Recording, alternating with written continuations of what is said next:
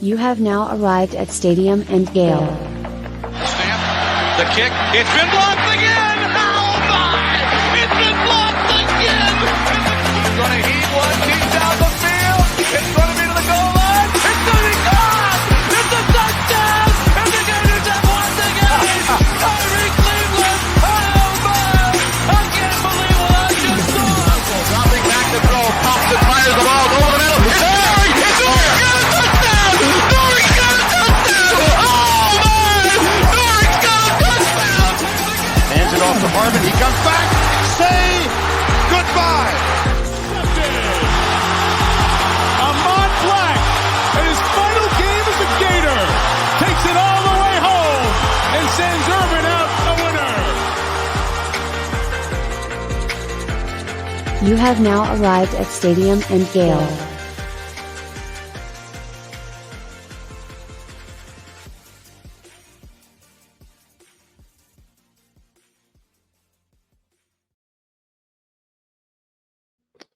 Boys and girls, ladies and gents, it's a pop-up show. It's your boy Corey. What's up with It's it? Dan.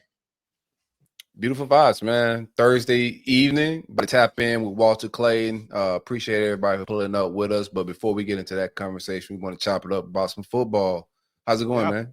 Yeah, it's going good. There's a big Christmas market downstairs from my building. So if you hear some Christmas music, I mean, it's just putting you in the spirit. So just letting you know if you hear that in the background. But man, it is chilly here in Tampa. I think the high today was about 60.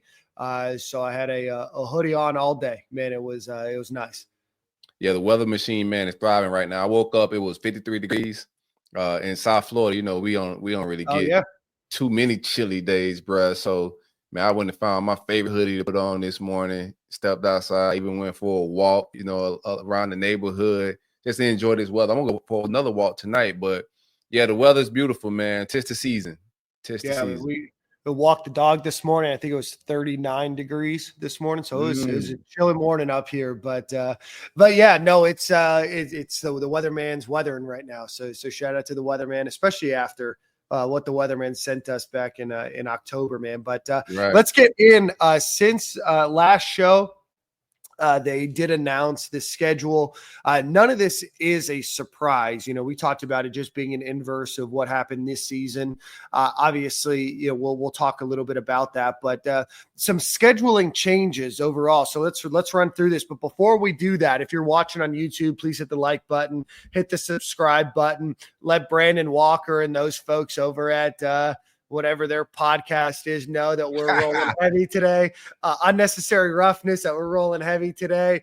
Man, screw Brandon Walker. Anyway, so the Gators start with Long Island. That was originally supposed to be Florida A&M. Florida wanted that to be the first game of the season. Florida A&M could not accommodate that. So unfortunate for the halftime show. The Gators won't play FAMU, but play Long Island. I don't know what to expect out of Long Island other than if the score is not something like 74-3, I'll be disappointed there. So then USF will come to Gainesville. And then here, Corey, this is probably the first surprise. We get LSU to kick off the SEC schedule in September instead of October or November, where it's historically been. What are your thoughts on that game going into Baton Rouge in September? Probably like playing in the swamp in September, man. Well, I like that we started this season with some warm-up games because Billy and the boys usually start a little slow, and we got to figure some things out. So I like that we got Long Island to, you know, throw some hands at, to beat on, you know, nice little sparring match there, bro. USF, same thing. That should just be some sparring, us slapping them around the gym a little bit. LSU teams are going to be new, so we'll see what they do in the portal. But from the LSU I seen last year, I like that matchup, man. Like to kick off SEC play. Just going in, I think we'll be favored in that game. Just, you know, looking from a long distance here, but I like that we kicking it off. Like the schedule's gonna be the schedule. Like you need a competitive schedule. We're gonna have a schedule that if we win 10 games, we're gonna be in the playoffs. There isn't gonna be any strength of schedule talk. If any of our schedules every year, we're gonna be in the thick of things as far as strength of schedule.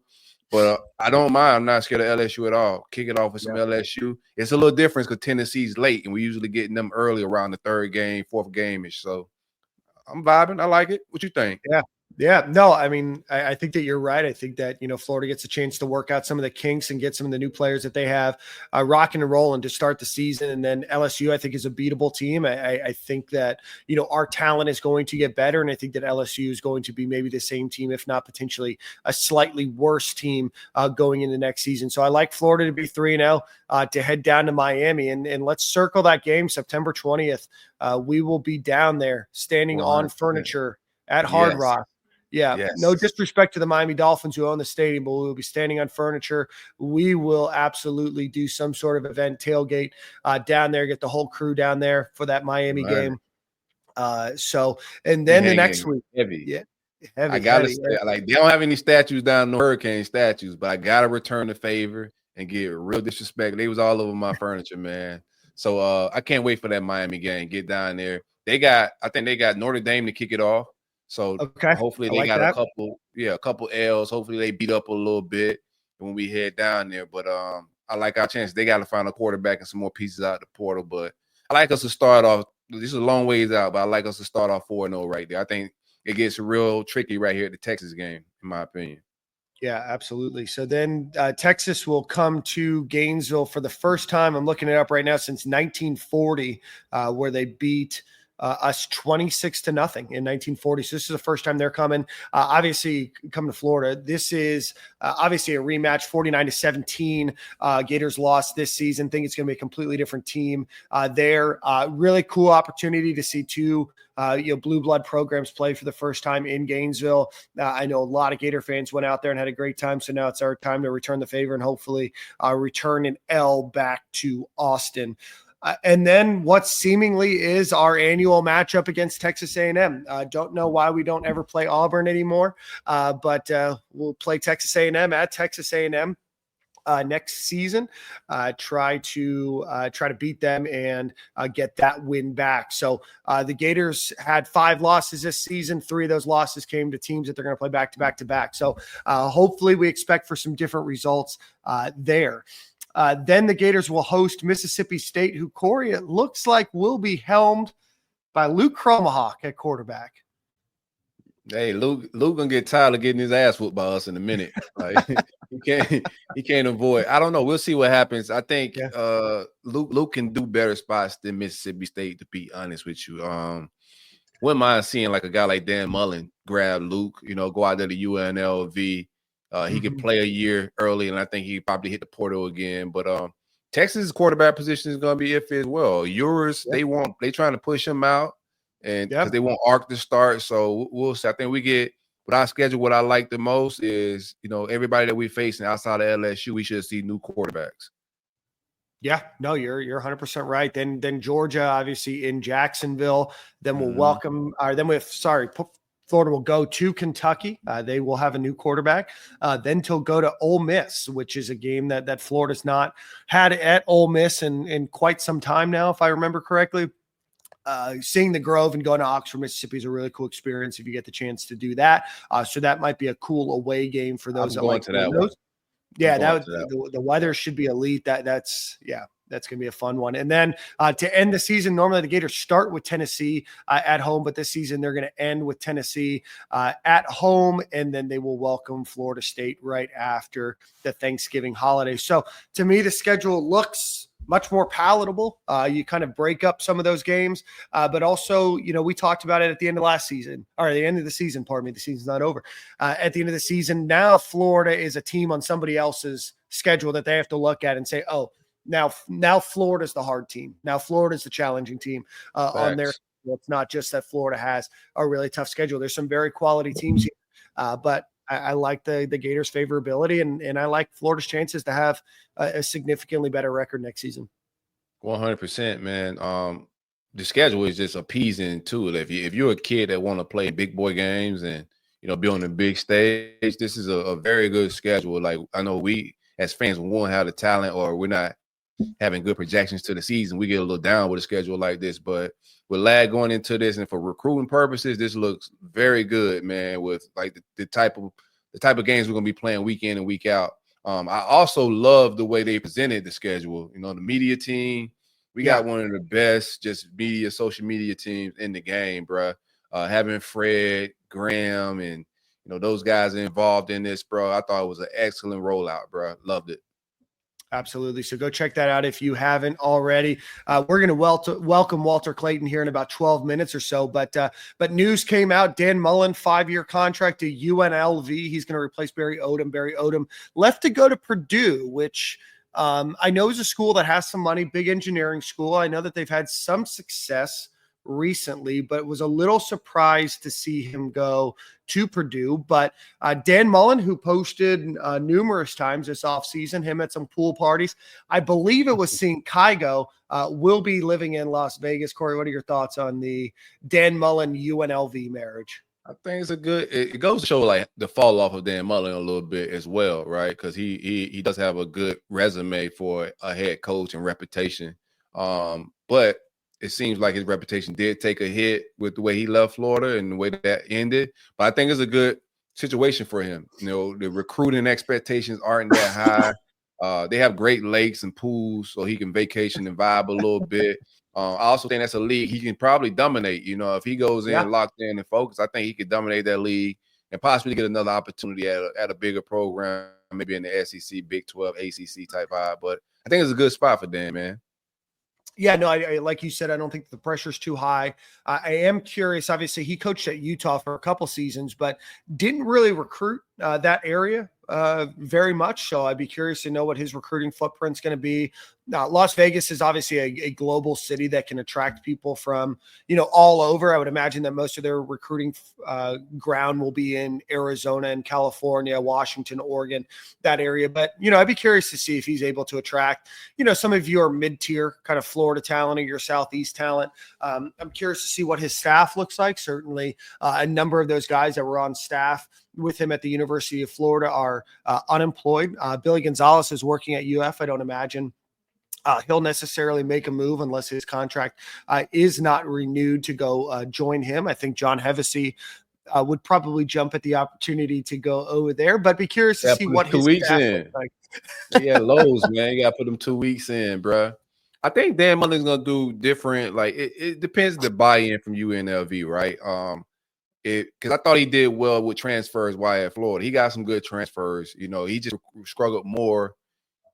To me, he recruited grown men better than he did the kids coming out of high school. So sure. I think if UNLV is playing, you know, the money game with NIL and Dan's able to sling around some money here and there and get the grown-ups, if he recruiting out of the portal, you know, guys that's looking to get into the NFL, quarterback, receiver that want to, you know, that he don't have to convince. He's just giving a job and not selling no programs and stuff like that. I think he'll do all right. It's when he got to kiss recruits' butts where he's not good at that. Yeah, no, I 100% agree. So obviously, you know, he's going to go in. He's got a great system that has done well, and I think that he'll be successful. There's not a lot of great talent out in that conference.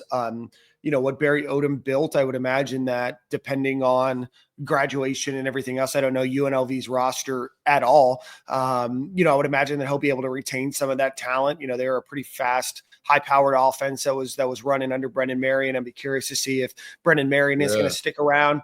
Yeah. But you know, outside of Boise State, there's just not a ton of talent, or a ton of competition in that division. And if you have a good foundation to build off of, I think Dan Mullen can go and have some success. And then, you know, in his off times, he can go to Excess or, you know, to whatever nightclub he wants to, and throw down with Calvin Harris or Marshmallow. Yeah, bro. Like, I mean, no offense. I mean, you take some recruits to go to like the pool party at, you know, Dre's, Marshmallow instead of going to Dave and Buster's. Dre's is my vibe. Man, I gotta tell you, bro. When I'm out there, I hit that Dre's pool party. It's a whole vibe. What do you think about Bill Belichick at North Carolina? That was my next question, Corey. Okay. I actually just saw something. His buyout right now is $10 million after it's either June 1st or July 1st of 2025. So in 6 months, like literally just 6 months, his buyout goes from $10 million to $1 million. So I don't know. I don't buy the story that he's selling. I think that he had an opportunity to interview for some jobs for the NFL last season, and they didn't select him. And I think that he's bored. I think he likes coaching. He wrote a program, like a 400-page program of what he needed and the buy-in and the NIL and everything else. Who was it that said it? One of the players that was being interviewed today, one of the NFL players said, it's Cliff Kingsbury. He's like, I'll believe it when I see him on the sideline. So that's probably my opinion as well. When your buyout, changes like that to, give you an opportunity to leave pretty quickly. I am curious about your motive, but there's buyouts like that before fall football next year. Yeah. Yeah. It's either June 1st or July 1st, 2025. It goes from 10 million to 1 million. But I think that Bill Belichick is an incredible coach. I think that I think it's going to take a couple of years to build the program that he probably would want. But I think from knowing what it takes to develop somebody to potentially get to the NFL, he's going to be elite at that. It's just a matter of, does that transition when you're going to probably only put 10, 12 guys on your roster in the NFL and getting everybody else bought in. We haven't really seen something like this before. It's I like it. Like, people get mad at nepotism. I'm not mad at the nepotism move. I'm all for that type of shenanigans, bro. Like, if you worked hard enough to be able to, parlay your kid into a position, then by all means make that happen. But if he makes it to the sidelines, y'all, smash that like button while we at it, man. If you're on Twitter, hit retweet, share it, man. That helps us climb algorithms and build the show. We appreciate everybody that's hanging out. But if he makes it to the sidelines, I like it, bro. I think I want to see what his staff looks like. Mm-hmm. This is Bill Belichick. He knows talent. There are some concerns about, just watching and reading the tweets and people's opinions. A lot of people are talking about him relating to recruiting, bro. Recruiting is a lot of money these days, bro. I don't know about the relatability that it matters as much. It helps. It definitely helps. If the money's even, then, like, players are leaning towards things they can relate to. Definitely. But I think he's a guy, dog, that could, if he's invested, if he really cares about college football, he could cause some problems in the ACC. He could just be setting his son up for a nice gig and, showing his son the ropes, getting his son a nice foundation at UNC as well. Well, and he's got a great fertile recruiting ground as well. I would imagine that he's going to go and hire some great assistants to work for him. And I would be hard pressed to believe that there's probably not a lot of great people that would jump at the opportunity to go coach under him. Right. And right. His ability to attract those coaches can, we've seen it a lot over the last few years, the number of coaches that are jumping from college to the NFL. Right. We saw it with UF, they lost a couple of coaches after Billy Napier's first year. So I wouldn't be surprised if a number of coaches that I wouldn't be surprised if his staff is significantly stronger than most people think it might be. And the relationships that he can probably build pretty quickly to say, hey, I can get you to that next spot. And if you can be somebody that coached under Bill Belichick, and I know that he's got a coaching tree that has some question marks about future success, but I think a lot of coaches are going to jump. I think a lot of folks in the transfer portal are going to jump. Like I said, when you see a buyout like that, when you see somebody that's never coached college football before at 72 years old, it's a different game. So, if he can get the GM and he can get all of the other pieces figured out and he can go and coach, then it's fascinating to watch. And, shout out to UNC for trying something different, I guess. I think UNC dropped the ball. I thought they should have went and got Dan Mullen. We'll see how it all plays out. Belichick is a legendary coach, and it's hard to turn down that opportunity. But after going with one old man with Mac Brown, and you turn around and come back with another old man, I'm just like, I like it. I'm not mad at it, but I thought Dan Mullen and North Carolina would have been the perfect marriage. And I do like North Carolina's fertile recruiting ground. There's some absolute studs in the Carolina areas. They recruited well with Mac Brown. They had the bags out. They have that Jordan brand. So, and they care about football a little bit out there. They're trying to get better, but their recruiting expectations aren't what we are in the SEC at Florida. So I thought Dan Mullen would have been a perfect match for them out there. And then Dan Mullen jumps at the next job available, right? With the UNLV. Right. I was shocked by that, but I think Dan Mullen wanted that job as well. Yeah, they also interviewed Glenn Schumann, the defensive coordinator at Georgia. I guess they interviewed him twice. Those are the kind of things that I need happen, right? Yeah. You Yeah. know, shout out to Bill Belichick, but like I need you to go get Glenn Schumann. I mean, speaking of like just like possible people getting pulled away, Brian Hartline at Ohio State, like he interviewed for the West Virginia OC job, like snatch him away as well. Get him out of there. He interviewed for the head coaching job, didn't he? Oh, did he? I thought it was OC. Yeah. The head coaching? I thought it was a head coaching job. Yeah, because they did just hire Rich Rod. So you're right. They hired Rich Rodriguez, so he's back.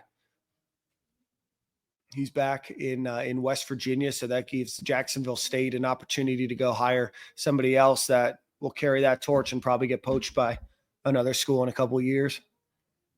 Yeah, bro. It's looking at the coaching possibility that's out there, bro. It's a lot of retreads, a lot of just nothing I'm excited about, bro. It's just a lot of old names getting thrown back into college football here a little bit. So we'll see how it all plays out. I want to talk some transport, but we can talk more of that after Walter Clayton. I don't want to get started and then have to stop. So yeah, I mean, we can get started and then we'll piece it together after if you want. Let's do it. I know the big name that everybody is wanting to know about is Keyshawn Silver, the defensive lineman from Kentucky. He visited UF. He is on his way to, I believe, USC right now. For all intents and purposes, it seemed like the visit went well. He's a guy that's going to be offered a lot of money, and I would imagine that he's kind of chasing that bag around. Corey, have you heard anything on your end? Some of the same things you're hearing. Hearing 7-figure type money is what he's looking for. Right at a mill. Which is I don't like to like say what people's value is. Right? It's like supply and demand. He's one of the highest demand defensive tackles that's out there. But I heard the visit went well. I'm pretty sure Florida knew what his price tag was before he got on campus, so it shouldn't have been any sticker shock. And he's going to do his due diligence. I know there's some fans out there saying, oh, we got to close on these deals while they're on campus. You put yourself in a kid spot, bro. Like, I would take more visits to try to create some leverage, bidding, negotiating. It's just what it is. Unless I get just a deal that I just can't refuse. Slackman did the same thing last year. I know some fans complaining when Slackman left, and then we end up closing on him. So I think he's going to Michigan out the USC. I don't know if the Miami trip is still going down, but we play the game. We do business. We got some more visits on deck. Transfer portal. These are grown men. His camp is very quiet with what they're trying to, what they're giving to the press. They're not doing any interviews or talking to reporters after these visits. So, we sit and we wait. I think he's high up on the totem pole as far as, what they're valuing and priority-wise, So we'll see how it all plays out.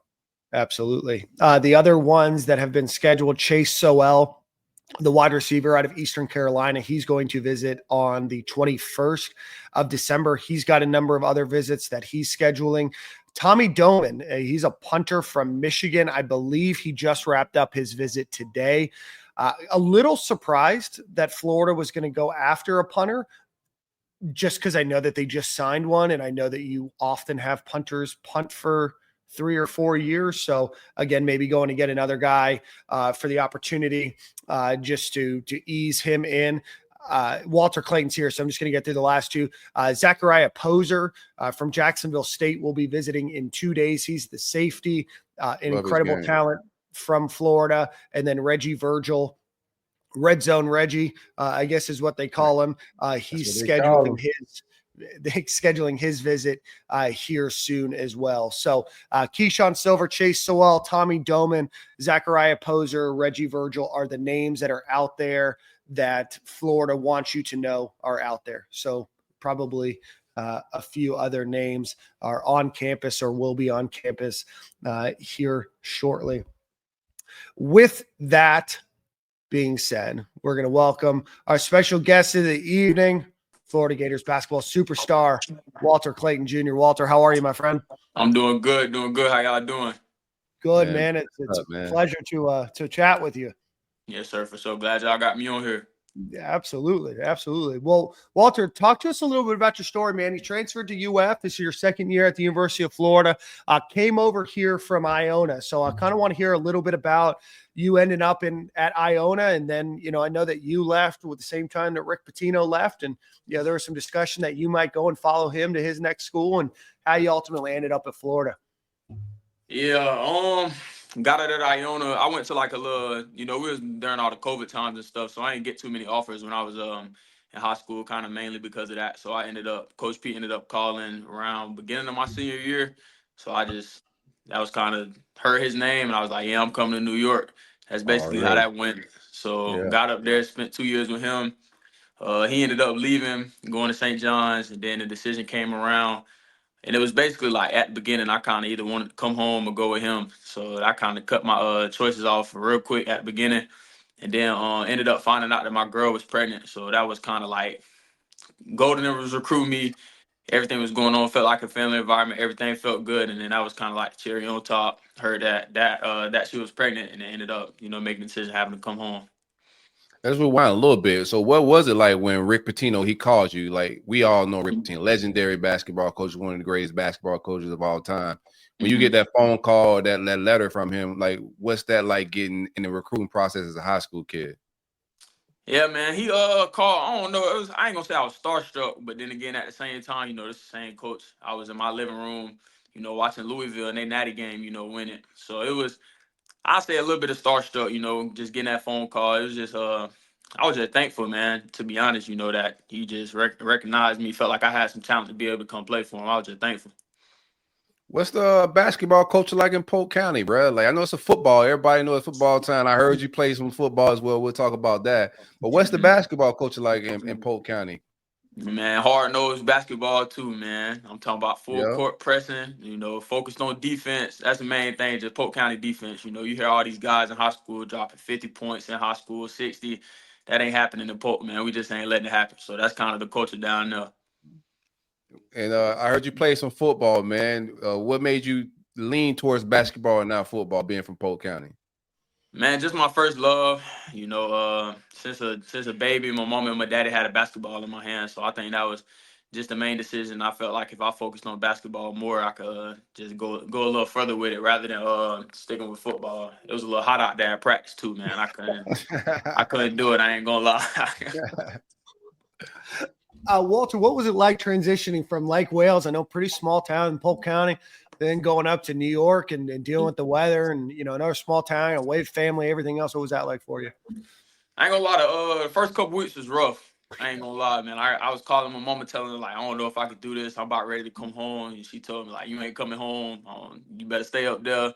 So we kind of went back and forth a couple weeks about that. But, after a minute, I got adjusted to it. I was in New Rochelle, so it was kind of like, it was like its own little college town, basically. It was like 30 minutes outside the city. Iona was like a little college town. So it was, I don't know, the weather was tough to adjust to, but other than that, it was smooth, man. You seen the same faces every day, same people. So became family with a lot of people up there. Now, I want to ask you, your childhood friends with Gervon Dexter? Mm-hmm. I also saw that you had offered to play football at UF, right? Mm-hmm. What was that like? What made you decide, and hey, I want to go play basketball at Iona instead of play football at Florida or Notre Dame, Tennessee? Honestly, I was gonna come play football at Florida if I would have picked a football school, or if I would have continued playing football, I would have came to Florida. But ended up just people telling me, some of the college coaches in basketball was like, oh, we ain't gonna offer him. We don't want to look at him because at the end he gonna pick football. So I heard that from a few different coaches, and I'm thinking in my head like, well, if that's what they think, and I want to play basketball, I might as well just go ahead and stop playing football. Focus on basketball completely, and then maybe those offers would come around. But then the COVID and stuff hit, so I ended up having to go to Iona. It was a little bit different for me, but went there for 2 years in the portal. We here now. Yeah, man, and it's on and popping, bro. I've been enjoying the season. I ain't gonna lie to you, bro. I unplugged from basketball. Since Golden been back, I've been locked in. The last few years of Mike White was depressing. I got away from Florida basketball. Todd got this thing jumping. Like you're probably one of the best per scorers we've seen in a very long time. Dunking on people, shooting the ball. What's it been like playing for Todd Golden? Man, it's been great, man. You know, Golden, he the first coach I done had, you know, the way he is. He just real positive, you know, everything always positive with him. So it's definitely been different, but it's been good, man. Coach Golden bring the energy every day in practice. The same person y'all see out there on the game, you know, when the games come, that's the same person he is in practice. So man, it's been an enjoyable experience for sure. Todd, I've gotten to know Todd pretty well, Corey. I know you have too. He's a music guy. So what's he putting on the aux cord when you guys are at practice? Golden don't get the aux at practice, man. No. We run that. We run that. What are we playing? Man, you know, everybody listen to the boss, man. You know, you got Gunner in there, a lot of Rod Wave. Golden probably tired of Rod Wave at this point, to be honest. But, you know, we got that Rod in there. Then, you know, just a couple other underground artists. You know, just it's a lot of people on there. A lot of people get played in the gym. I've gotten to know, like I say, gotten to hang out with Todd a few times. Seems like a pretty cool guy. Is he a pretty cool guy, or is he a little bit of a shtick as well? Nah, Coach Golden cool, man. He good with me. I don't know what anybody else think about him, but he good with me. Yeah, he seems like an awesome guy. So talk to us. So what was the transfer portal like? You go into the transfer portal. I know that you had looked at Florida, potentially at St. John's, following Rick Pitino, but what's that process like? Talk us through coaches reaching out to you, and what, you know, I know that you had a pregnant girlfriend. I know that you were grew up close to University of Florida, but what was that process like? And what did you want to hear from a coach to make you decide to come to wherever you're going to play next? Yeah, man. It was smooth for me. I ain't gonna lie. I know a lot of people say it's probably chaotic. It was a lot of coaches kind of hit my people up, but kind of like cut it down real quick to Florida and St. John. So really all I needed to hear, you know, was just family environment. You know what I'm saying? We was gonna work every day. I ain't really want no guarantees. You know, I ain't really need too much. I just wanted to see the offense. Golden them showed me the offense. I already kind of knew what I was running with Coach P them. So just showing me the offense, showing me how I'm gonna fit in, showing me what I could do to get on the court, and just, you know, just having the opportunity to get on the court. So that was really it. Y'all team chemistry seems to be very good for, like, you know, transfer portal put together team. You guys seems, you know, selfless. You know, everything seems to be on the up and up. On defense, you guys share the ball well. Like, how were you guys able to gel so well together so quick like that? A lot of time in the summer. I think that was one of the big things. Spent a lot of time together in the summer, and just spending time every day at practice. You know, getting to know each other as people. You know, getting to know each other mentality. And I think the main thing with everybody on our team, man, everybody just focused on winning. So I think that's where that selfless portion come in. You know, everybody just focused on winning. It could be anybody's night. You know, we all just gonna be happy for each other. Yeah, I was watching the game the other day, and I saw or I heard a stat that said out of the starting five, each of the starting five has led the team in scoring at least once this season. Talk to us a little bit about you just gelling with, you know, obviously you guys were able to carry, you know, some of the guys from last year's roster over to this year's roster, and then you added a couple scores, you added a couple big men. What's it like to transition from year one at UF to year two for you, and, you know, especially as a leader on the team now? Mm-hmm. Yeah, no, it's definitely been a smooth transition. I think that it'd be kind of with anybody, you know, from year one to year two, just kind of knowing what Golden and want, or some of our assistant coaches kind of just expect out of us on a daily basis. So just getting here, kind of already knowing some of the drills that we do in practice, knowing the routines before the game, you know, knowing the routines on the road and stuff like that. So it's definitely been a smooth transition. Did you have that Virginia game? You struggled in that game last year, but this year you came in and you unloaded the clip on the win for 27 on the boys. Yeah. Did you have that game marked down? What was your approach heading into that matchup?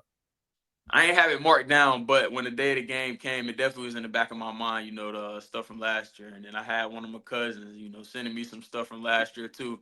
So he reminded me, and I was just ready to get out there on the floor and play, you know, get that dub. Yeah.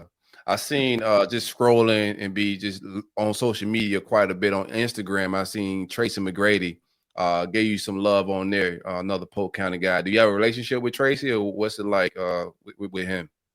Nah, I ain't really got like no personal relationship with him, but last year after I met him. I probably met him a few years back, I think at the T-Mac tournament, you know, the little tournament he threw down there in Arbondale. But last year after the Kentucky game at Kentucky, he was there, walked out the tunnel, and I just heard somebody yelling Polk County. I look over, I look at him as T-Mac. I'm like, oh, it's not. He remembered me, or he know me. I don't know which one it was, but said what's up to him, and yeah, we know each other. No, that's love. What's And juggling fatherhood, schoolwork, basketball. Like, how tough is it, man? Man, I ain't gonna say it's too tough. I think my family, especially my girl, she just do a good job of kind of taking as much pressure off me as she can. You know what I'm saying? Doing a good job taking care of our daughter Leilani. So it's been smooth, man. It's been fatherhood is good. Different type of love, different type of drive every day. So it's been good. I've got a question. I was there when Torian Green played. I didn't play basketball, as you can probably tell, but I was at UF with Torian Green, and he's kind of a buddy of mine from back then. But what's his impact been on you? And from obviously his background and winning a national championship at UF and getting the opportunity to play professionally, what's his impact been for you? Man, it's been a good impact. Just I'll say mentally for sure. Just mentally, he been here. He done did it at the highest level at this school. So whenever you got one of them guys who he just come from it, have that passion for the just being a Gator, just hearing him in your ear every day, it's good. I think it just pushed me to go a lot harder. And then every day, just him being a point guard on that team with Billy Donovan, just little things he see. He been in the player's shoes, played pro overseas, had a chance in the league a little bit. So just him telling me the things that he done seen has been great for me. What has been your favorite stadium to play at on the road? On the road, favorite? I ain't gonna lie.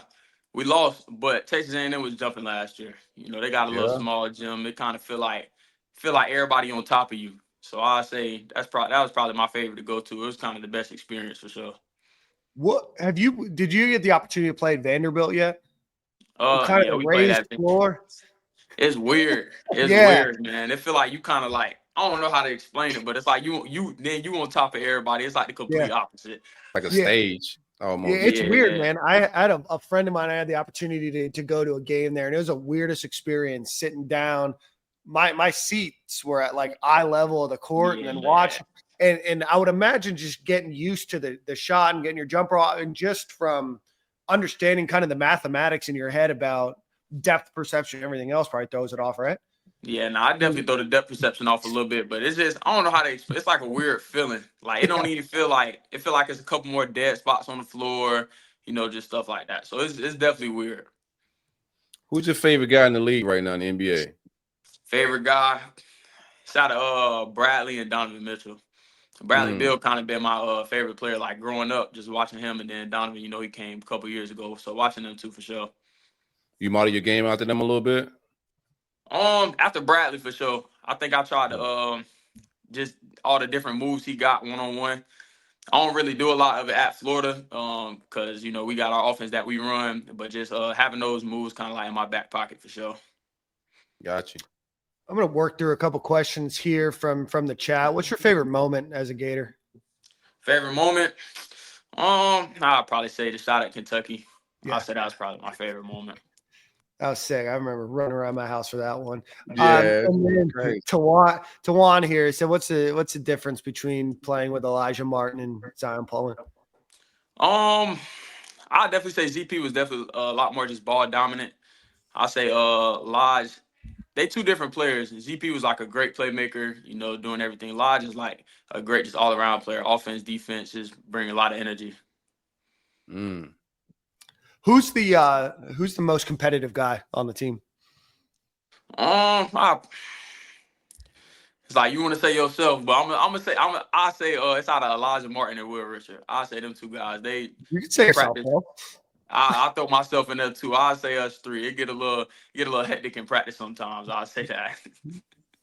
Yeah, we had Cam Jackson on the show on Monday, the defensive lineman. We asked him who the best fighter on the team was, and he was very quick to say himself. So that wasn't Cam. That was actually Robinson. Oh, it's Deontay Robinson. My bad. Yeah, Deontay Robinson. Do you following the football guys? You going to any games to check them boys out? Yeah, I was definitely at some games. I was at LSU. I was at Ole Miss, and then I was at a couple early in the year, but I ain't stay the whole game. LSU and Ole Miss, I stayed the whole game. But you and DJ Ladway got to be the big guys on campus right now, right? I ain't gonna say that DJ, man. That's all Ladway, man. I just be chilling. DJ Ladway crazy right now a little bit. What part of your game do you think needs the most improvement? It's a good question from Jay. Improvement?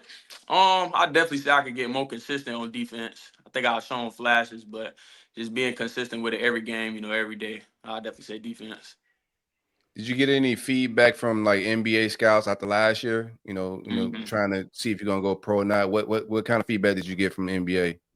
Yeah, defense was one of the things. Just like they kind of said the same thing, especially off ball defense, just fighting through them screens. So that part, and then just being some teams wanted different stuff. Some teams was like they want a pure point, and then other teams was like they kind of want me with the scoring, just take care of the ball more. So, but I think overall, everybody was just saying take care of the ball more with the turnovers and stuff like that. That's what's up, man. Give me your favorite Jordan shoe. Jordan Foles easily. Oh, okay. Yeah. Easily. That's I like 13s, but 4 is probably my second. That was my 13s. 13s smooth. I rock with 14s too. I ain't gonna lie, I like just a little low top, but 4 is my favorite for sure. Oh, I had shoes just like that growing up. They weren't Jordans, obviously. I wasn't cool enough, but shoes just like that.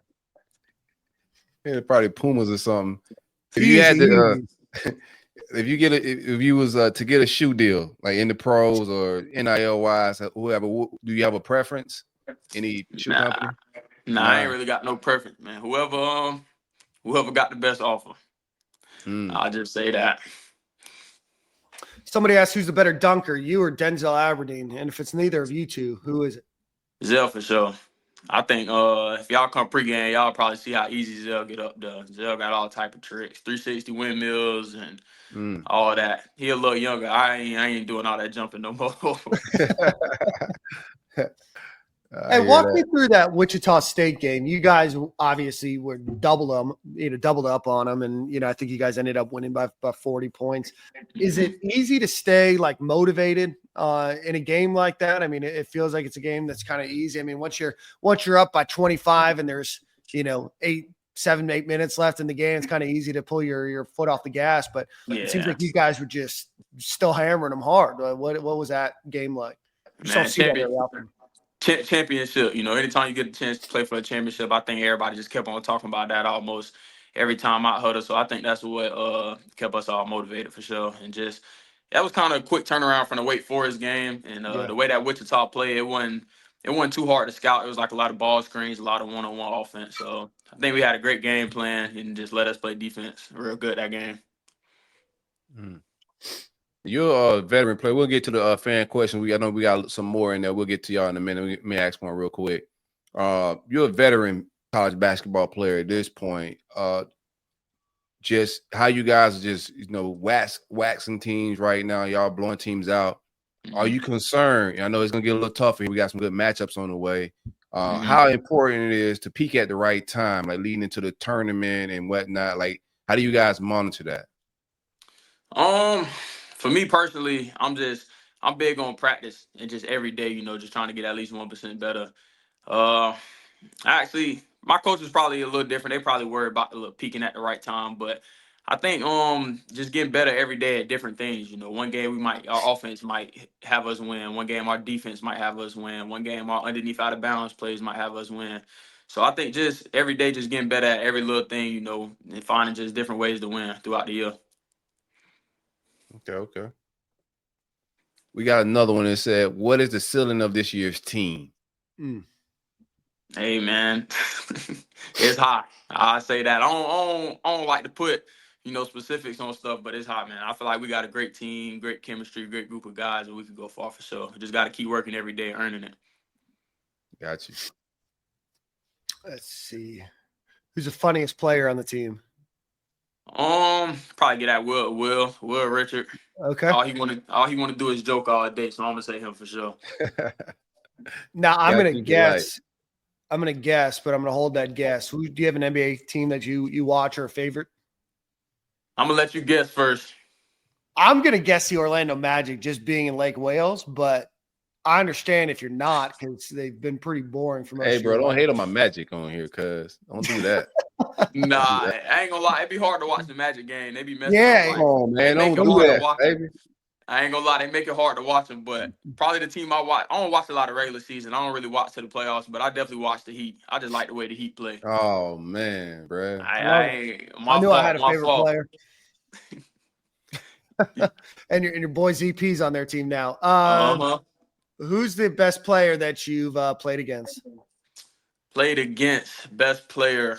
That's a good question. I mean, there's a couple guys. I think Janai from Auburn is pretty good. I think Dog Connect for sure. I'm tripping. Yeah, it was Dog Connect for sure. Yeah. That was a rough one last year too. So I'll say him. That was a good team that they had last year. Nah, for sure. Let's see. If you could describe the team in one word, what would it be? One word. I'll say, I don't know. I can't. My mind went blank a little bit. I just say, I don't know, man. A hard-working, tight-knit group. That ain't one word, but I just say that. Hard work and hyphenated. Hell yeah. I love that. I love that. So obviously the SEC changes so much now, and then with the transfer portal, a lot of these teams change so much now. What game are you most looking forward to this season? Probably the game I'm looking forward to most is probably Auburn at Auburn. I heard Auburn got like a great home environment, so I'm just kind of ready to get in there. That's one of the games. But I'm gonna be at that one. I'm in town for that one, bro. I'm gonna be at that one for sure. All right, say less. Yeah, that's the one. I'll say that's the one kind of looking forward to. But man, I'm just ready to play every night though. Every game we got, I'm ready. What's that? February 15th, something like that, right? Yeah, somewhere around that time. I don't know the exact time or the exact date, but it's somewhere around there. Definitely want to check that one out. Let's see. Walt, I appreciate your hate for FSU. Yeah, I think we all do, man. We appreciate that. You had a hell of a quote a couple weeks ago. Corey, you got anything else? Nah, man. Just looking forward to like the rest of this season, man. Connecting with you more, bro, on some more content. Appreciate you for sliding through, man. And also, dog, just you got the streets buzzing, man. I don't know if you pay attention to social media, but you got a whole hive out there. Gator fans love you, my dude. Yes, sir. Appreciate y'all, man. I appreciate y'all having me on here. Appreciate Gator Nation for the support they've been giving us all year long. Let's keep it going. Already, man. Go Gators. We appreciate you. Go Gators. Go Gators, brother. Sir. That was good, man. Yeah. Awesome, dude. Got to keep tapping in with all the athletes on campus. This is something we're going to do more often. Enjoying it, man. Have football players on here. Tap in with the basketball team. We'll tap in with some more sports. You want to finish some Porter talk? Yeah, let's do it. Hey, smash that like button while y'all still here. Like everybody that's hanging out with us, we appreciate all the love. We got y'all questions in here without a super chat. So at least you can do it. Hit like. You know what I'm saying? Hit like, subscribe, show us some love. If you're on Twitter, retweet the little live thing, man. The more people in here, the merrier, man. We appreciate everybody hanging out. Man, we didn't even ask. We just threw it out there. I mean, that's pop-up love right there. You know what I mean? Love, baby. Yeah. Anthony Beck had a super chat earlier. Appreciate that. J. Micah Stordavant to potentially commit. We did not talk about him. He is the UCLA wide receiver that's on campus. Corey, I know that you've watched his film. You spoke highly of him. I love his game. Okay. Catches the ball contested well. I've seen some where he separate well. A lot of down the field stuff from him. 6'3" guy. Battled some injuries at UCLA. That UCLA offense was just a stinker last year, so he didn't get off and do what he's supposed to do on the stats last year. But you just look at potentially what he brings to the table. I wouldn't pencil him in as my number one, right? But I think he's a guy that's going to start and be super productive if he comes into that room. Would still like to see us get Reggie Virgil, touchdown Reggie. Love his game, bro. Kid just absolutely hoop. And also Nick Anderson is a guy that hasn't set up a visit. I haven't seen him set up too many visits right now, but would like to get in on the Nick Anderson, the guy out of Oklahoma. I know he battled with some injuries this year as well. It's the receiver Sewell. It's just the receiver board is just plentiful. A lot of good names on that. Just give me 3. I prefer us to get 3. I wouldn't mind if we push one guy out, just to raise our floor a little bit. But Now I like him. I think he's also on commit watch as well. But he also, I think the quarterback we got coming in from UCLA as a possible QB2 type situation. Yeah, Justin He Martin. can spin it. He can spin it. We don't have to lie on this show. Nick's not here. No, Justin Martin, you're right, is a guy that did play with him. He's got 2 years left. He's transferring from UCLA. The other quarterback that I know Florida is monitoring is Deshaun Purdy. He's the quarterback from Charlotte. He's got 3 years left to play. He's a guy that can spin it for sure. He also just recently got offered by Georgia. I know he has a UF offer. I know they're planning on trying to figure out when he's going to visit. Again, we talked about on the show, Florida's coaching staff expects to be in Tampa starting on Monday through the game on Friday. So that throws in a little bit of a sticky wicket, as my white people say, in terms of scheduling these visits and trying to work around what that might be. But those are probably the top 2 names, Justin Martin and Deshaun Purdy, that UF is going after. Right. What do you think about the Jack Pyburn exit, man? He's into the portal. I know a fan favorite, bro. We talked about it before it happened, like pre-show, last show, which was Monday evening. We talked about it before the show as a crew before it hit the streets. We got some buzz behind the scenes that it could go down, that he was looking around a little bit. But what's your overall feel on Jack Pyburn leaving, University of Florida? Yeah, so Zach Albaverdi, and I'm not going to throw his behind a paywall report out there, like go pay for Zach's report. There is still a chance that Jack Pyburn does come back to the University of Florida. It seemed to me that he's looking for, and it seems to Zach that he's looking for more assurances rather than money. I'll say this. We've got it on pretty good word that the number figure and the things that he was asking for are accurate. I love Jack Pyburn as a player. I love his energy, his enthusiasm. $45,000 a month is a lot of money. That's a lot of money. I mean, especially at a loaded position. So it's all about. I hate to call a spade here, right? But like you said, it's a loaded position. There's a lot of people at that position. There's a lot of people that want snaps. And man, like I know not everything's captured in the stat sheet, but we've got like 1 sack in 3 years. It's a lot of money, man. There's something like, and I don't want to ever tell a player, right, that like what his value and worth is, bro. Like if he thinks he entering the free market, he's gonna find out what his worth, how other teams value him, right? So he could get out there and see, oh, maybe I should just probably stay at UF. But there's a thing that you just can't pay for, and that's being a legend. Jack Pyburn is building a legacy at Florida, the way he planted the flag, the sacrifice he make on the football field, just being a hard-nosed guy, the way he played special teams before he became a starter, overcoming injuries, coming back, growing up a Gator fan and getting that offer, committing last minute, like he was probably heading to Miami before, Billy and the guys gave him that offer last minute.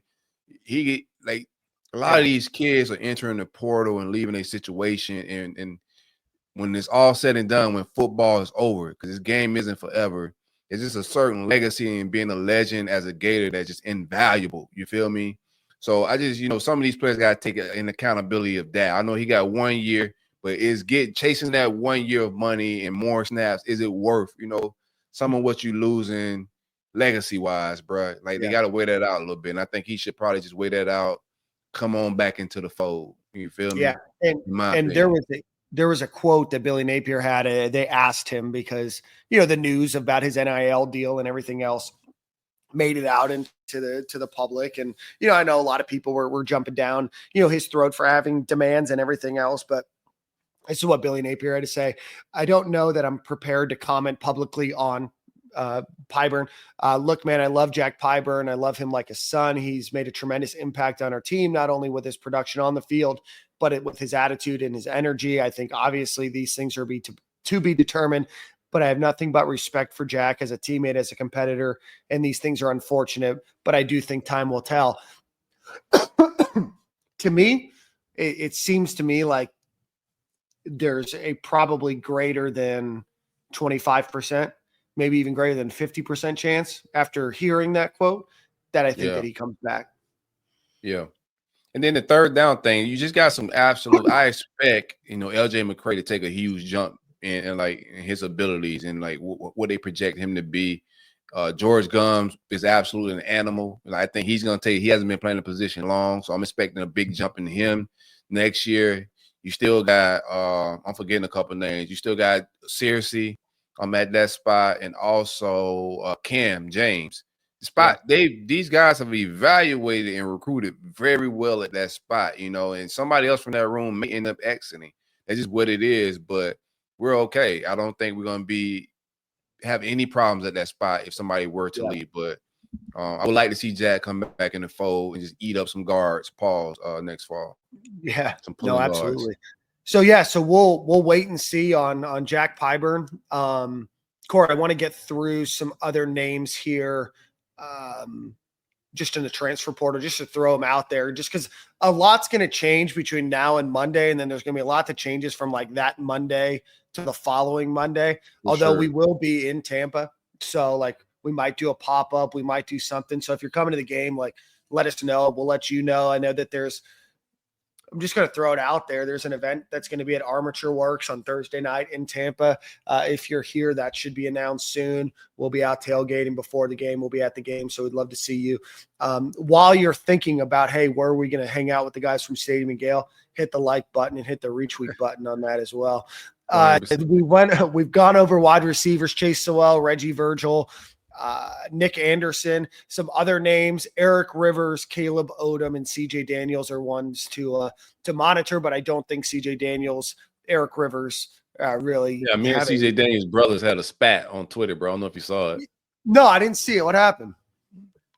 I posted my my Gator dog in the polo, right, saying that CJ Daniels, the interview process is he hasn't been offered, an invite to the interview, process of the DJ Lagway show, and we're hiring. So his brother came in my comments saying that, they don't want to come to Florida. He don't want to come to Florida anyway. I was like, it may be mutual, bro. You reached out to us. We didn't reach out to you, man. It's all love. But if you're a wide receiver in college football right now, you might want to come play at the University of Florida, bro. Like, it's a privilege to come down here. The Caleb kid, not super high on Bama, and I know he's a freshman, but I'm not super high on Bama players that are on the bench. That's what got Florida State in the pickle. I want to get productive guys, to be able to contribute right away when they get on campus, to be able to climb the depth chart, because they still got to compete with the guys we got on campus, So I don't want anybody that's riding the bench. I want to get productive guys out of the portal. So that's my take on that. Like anybody. Yeah, no, I don't. Right. I don't think you need to go and recruit youngsters. You need people that are going to come in, make the room better, and make immediate impact day one. Right. 100%. And not to say that Caleb Odom won't be that guy in the future, but just not right now. Yeah. At tight end, Florida, I won't mind them taking Caleb, right? But my expectation would be they took Caleb because we missed on some guys down the stretch. I wouldn't have Caleb expectations penciled in as he's coming in to go help us go on a playoff run next year, right? So that's why I wouldn't mind 3 receivers, getting 2 that can play right away, and then maybe a guy that you fill in that we missed, when we didn't get Wilson. You feel me? Yeah. The guys that we didn't close on, getting a guy to kind of fill in for that. But no, that's Dallas Wilson there. Yeah, no, I think that was the exact question. I mean, if you could throw a Reggie Virgil, Nick Anderson, and Caleb Odom, like that would be awesome. But I don't think that Caleb Odom is looking for that either. I think that he's probably looking for a place that he's going to go and start. Looks like he's got a visit to Colorado already planned. I think his high school quarterback is out there at Colorado. I think he ends up at Colorado. Oh, okay. All right. Florida's looking at a couple guys at the offensive line and the tight end position. No offers have been indicated so far. It seems like Florida's has been pretty light on the offers so far. Defensive line, we mentioned Keyshawn Silver.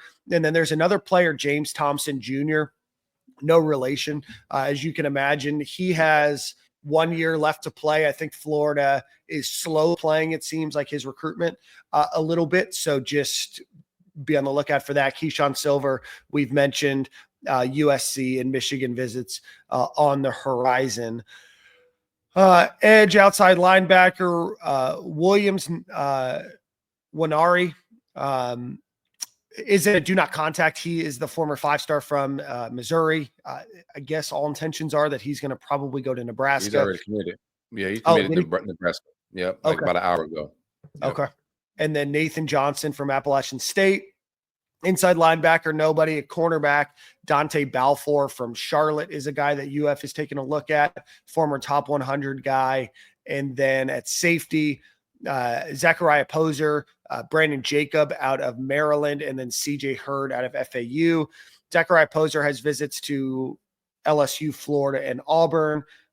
CJ Hurd has visits to Virginia and Vanderbilt. So based on those visits, CJ Hurd may be a, if it doesn't work out with Poser or somebody else, maybe try to bring him in, but not 100% sure. Just looking at visits here. I love Poiser's game, bro. I like all the Florida boys that the staff is out there bringing them boys back home. It's an easier sell, and you ain't got to go overpay for some of these guys. But he got some real programs out to him as well. Earlier in the chat when we first started, I know somebody was asking me where's the NIL money that the UAA was promising us.